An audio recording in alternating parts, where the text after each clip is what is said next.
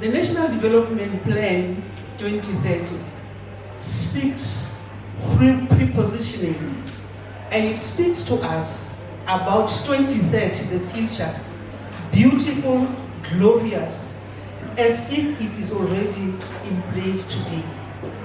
And in the same breath, today we are gathered here to speak into the future with regards to availability of services, improved availability of services, improved accessibility of services, improved acceptability of the LGBTQI in services, and also the improved quality of services for the LGBTQIA+ community.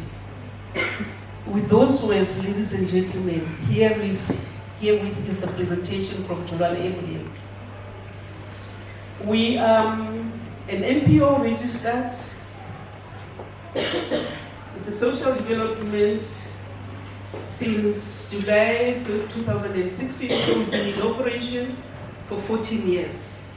And we operate in all the districts in the Free State, in the Northern and Eastern Cape, and Northern West, in various capacities and projects, collaboration with other NPOs, NGOs, and CBOs in those provinces.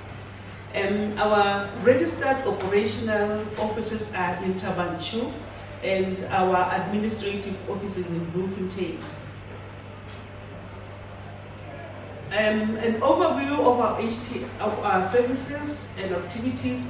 We do HIV and testing services, skill development and training, health promotion. We've trained health promotion officers and victim officers in victim empowerment. We were under the guidance and the care and nurturing of Right to Care, able to establish a community-based wellness program, which was very successful in Maludia-Pufu. We have been implementing agents for community work program since 2012 to 2018, and we established the Mangaung site and then went on to work in the Mfutsanyana district, and our contract ended in 2018. We were implementing agents for the Department of Environmental Affairs. We established a project, a greening project in Others Airspace. It is called Lukanyiso. We are also implementers of Galadala, a food security production program. Part of it is an entrepreneurial development aspect. And then it also does mentoring to the Kabakadikazwan, which is the program for the Department of Agriculture. We do, as a corporate CSI program, organizational capacity building for community-based organizations. Our current program, we are a sub-recipient for the transgender module in Mangaung, which is the principal recipient is Beyond Zero, and also the MSM Advocacy in Mangaung, of which the principal recipient is AIDS Foundation of South Africa, as they just presented to us. And both of the programs are funded by Global Fund. The TG program, the overview, we are implementing a whole continuum of the care for the TG in 3 layers. The first layer is where we give services to all the transgenders. The second one is the layer where we give services to some of those who need extra services. And then the third layer is where we refer them to, we link them to other service providers for various reasons. And within the 3 layers, with the core, in terms of the biomedical, we do male and female condoms and lubricants, distribution of that, HIV and AIDS testing, risk assessment, TB screening, and STI. In terms of the second layer, it is HIV self-screening. However, this one falls also now directly under us. And then dental dams and finger cords for trans men. It's also part of linkage to PrEP, ART, periodic presumptive treatment for STI, TB prevention, therapy, immunization, and hepatitis B screening and immunization, pap smears, and PMTCT for trans men, hormonal therapy and other gender-affirming care, rectal care for trans women, PEP, and mental health. And here it is again with a lot of acronyms, but unfortunately we've been informed that we'll get a time to discuss the acronyms. So the second layer is the behavioral layer, where in terms of the core, we do the risk reduction counseling, the sexual, the SRH information, including anal hair and anal sex, peer education, and for HIV negative transgenders, and peer navigation for HIV positive TGs. We also do services of demand creation for PrEP. And in terms of the second layer, it is emotional and psychosocial support, support for effective PrEP use, and adherence support for the TG, LHIV, and TB. Linkage, it's for substance use and rehab programs, harm reduction for TG who inject drugs. In terms of the structural interventions, in the core we have community empowerment through social capital building and the gender-based violence screening and awareness.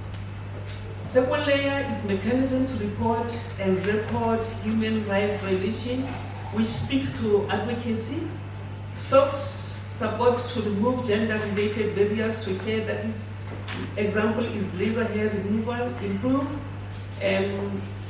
sexual reproductive health service delivery by sensitizing health workers and strengthening the HTS program. Linkage, it is with legal services to enhance access to justice and post-violence care. And that is the overview of the TG model. Advocacy, as it has already been alluded, it is through implementation of community-based monitoring. The focus is on availability, accessibility, acceptability, and the quality of services, especially in the health sector and the justice sector. It is for gay men and men who have sex with men, and the expected impact or the desirable impact is that the availability, accessibility, acceptability, and the quality of services for gay men and MSN is improved, and that we have a strong functional accountability measures in place with regards to those 4 points. Now, when we come to the need for the stakeholder forum, we will give examples.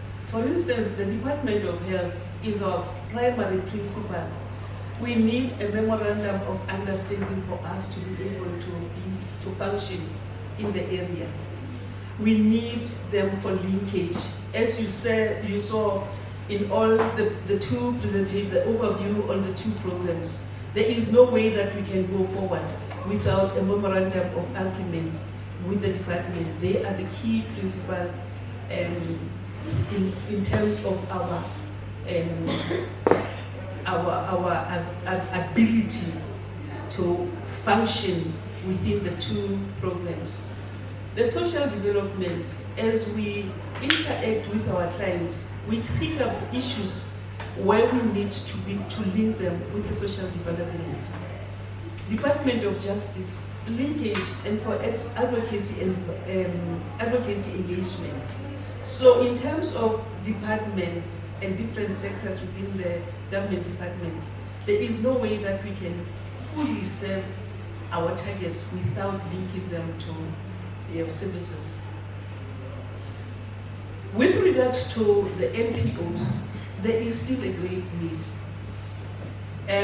For instance, we cannot function in any way whatsoever without having a relationship with Free State Rainbow Seeds, because they do a combination prevention package for MSM program, and they take care of the direct target that we need. So in terms of us associating, partnering, collaborating, it is to both the organizations' benefit that we are all sitting in the stakeholder forum so that we can engage in terms of comprehensive and holistic care of our clients. And Rainbow Seeds serve gay men and MSM. Tholwana and Molemo implements an advocacy program for the same target. So collaboration and liberation will yield rewards for both organizations.